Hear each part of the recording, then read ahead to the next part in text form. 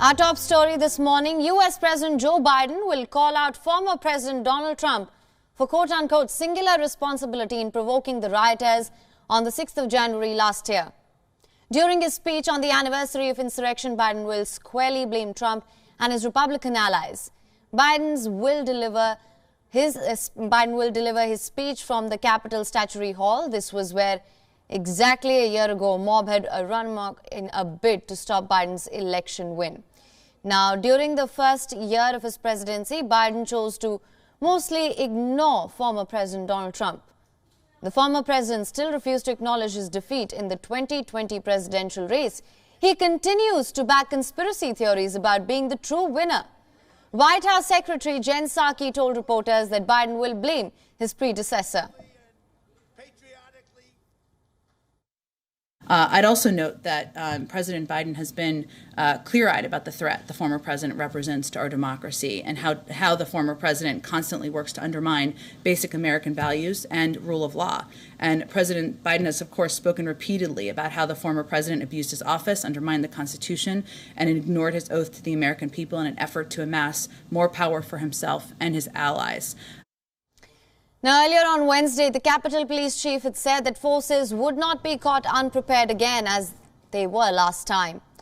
There can be seen a partisan split. Senior Republican lawmakers appear to be set to skip commemorations organized by the Democrats. Now, this might include Senate Republican leader Mitch McConnell. Republicans and their allies in the media call the insurrection a demonstration. Trump himself continues to push the lie that the election was stolen. He had been planning to conduct a press conference of his own in Florida. This would have taken the limelight away from Biden's speech. However, he abruptly abandoned that idea. Democratic Senate Majority Leader Chuck Schumer has also called for a profound look at the state of the nation in a wake-up anniversary of the violent attack. U.S. Attorney General Merrick Garland vowed to hold accountable anyone who was involved in the attack. He has charged more than 725 people with crimes ranging from disorderly conduct to assaulting the police. Out of those, 165 people have pleaded guilty and at least 70 have been sentenced.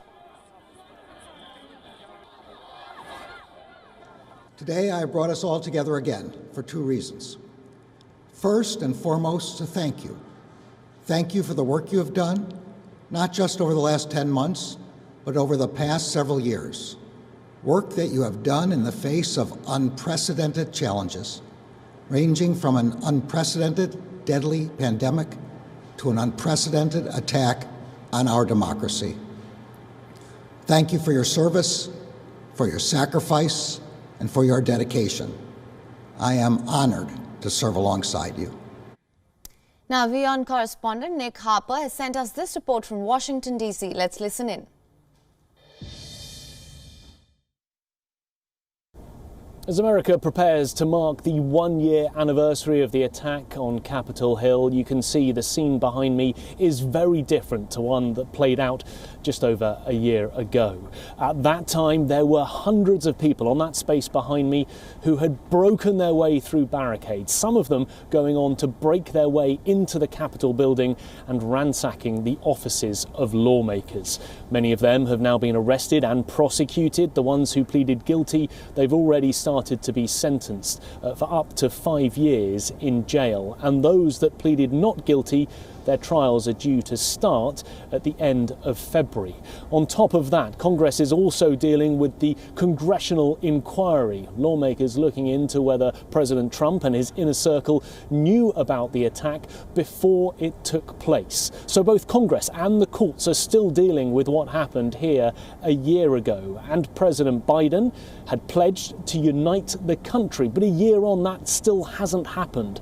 A number of opinion polls out over the course of the last week show that the majority of the Republicans continue to believe President Trump's false claim that the election was stolen from him. 71% of Republicans believe that, and just over 50% of Republicans believe that the protesters who were here a year ago were protecting democracy.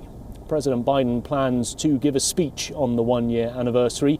He'll be outlining what he's calling the truth about what happened 12 months ago. He'll also speak about democracy, which the Democrats continue to say is under threat.